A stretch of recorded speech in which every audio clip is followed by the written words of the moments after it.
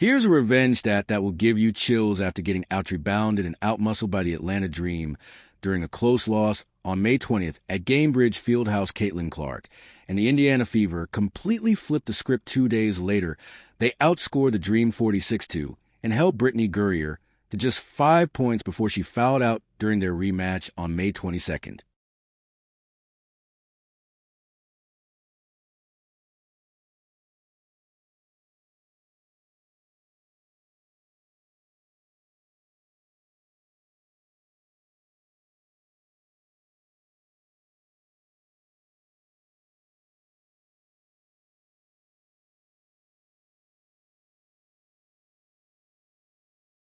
The same team that narrowly lost at home came to Atlanta and dominated in the most satisfying way possible.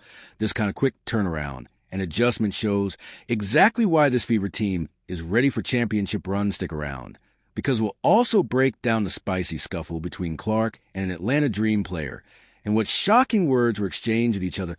What did this one reveal about Clark's ability to lead a team with multiple all-stars and options at any given night? Comment. Fired up for the Fever down below to show how proud you are of the win. Let's go.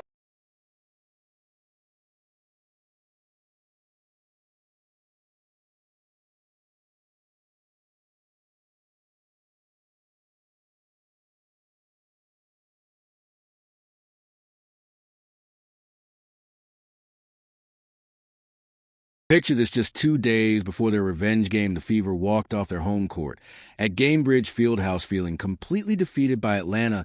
The 91-90 loss wasn't just another game that slipped away. It was a kind of defeat that exposes everything wrong with your team.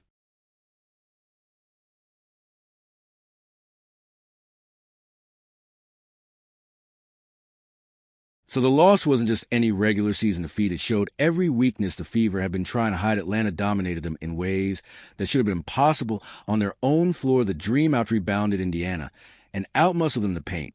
They made it look easy. Brittney Griner did exactly what everyone expected her to do against Indiana's smaller lineup.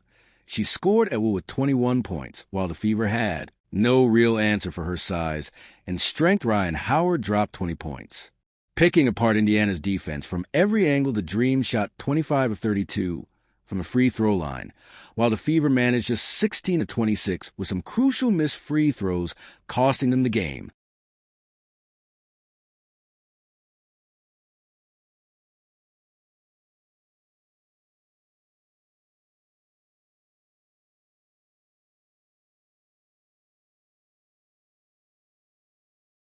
Here's what most people missed about that loss. The Fever weren't just losing, they were studying. Coach Stephanie White admitted after the game, "I don't feel like we match up well with them." She saw the Dream's Olympians, their perimeter skills, their size, and their experience.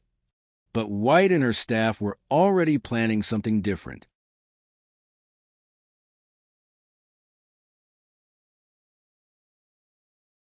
The players left that locker room with a different energy than usual after a loss.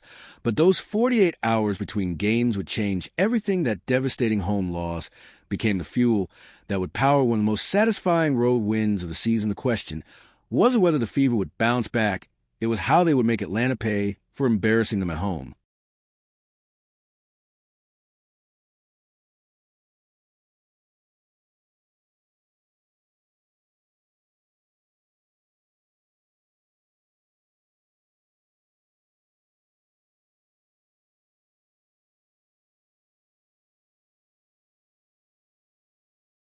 Here's something that would have terrified Fever fans just a month ago. Caitlin Clark went 0 for 5 from three-point range. She shot just 4-11 from the field.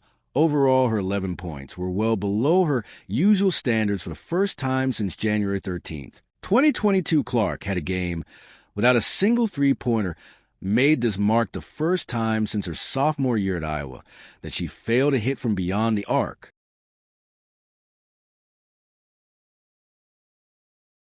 In most teams, when your superstar struggles like this on the road, you're probably heading for a blowout loss. Clark picked up 5 personal fouls, limiting her effectiveness. On both ends of the court, the foul trouble kept her off the floor during crucial stretches. Any team relying solely on their star player would have crumbled under these circumstances.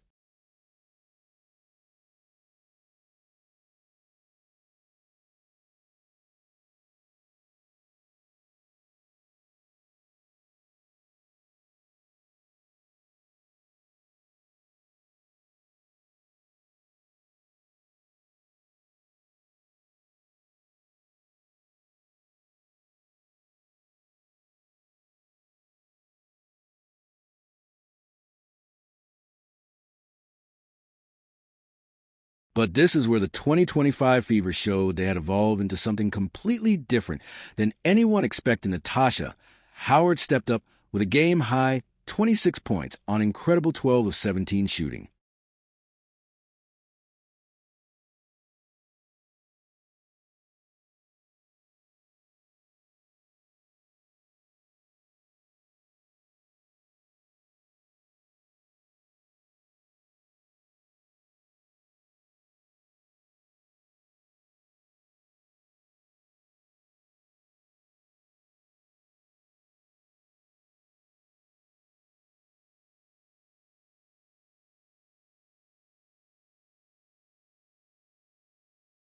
This performance completely erased her terrible previous game against Atlanta. Howard dominated the second half with 18 points, including 13 crucial points in the third quarter alone. She also grabbed 7 rebounds while taking over when the team needed it most.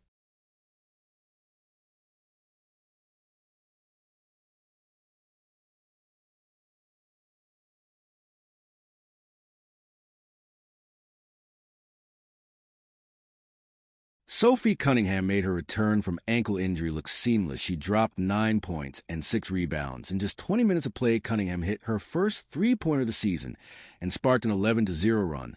That put the Fever back in the lead. Her debut brought immediate energy on both ends of court.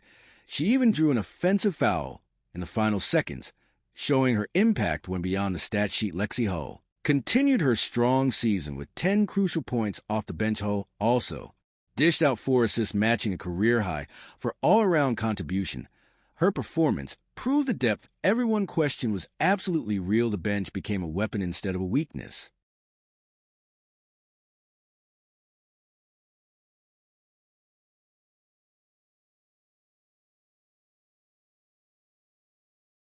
Scored Atlanta's bench by 16 points. This was a complete reversal from their previous matchup, where the Dream's depth had given them a major advantage. Players like Cunningham and Hull provided crucial scoring and defensive contributions. The Fever's improved depth and versatility became obvious to everyone watching. This wasn't just a team when it was proof that the Fever had become a legitimate threat with multiple weapons at their disposal. When one player struggled, 3 others stepped up to fill the void. The supporting cast didn't just survive Clark's off night, they thrived during it.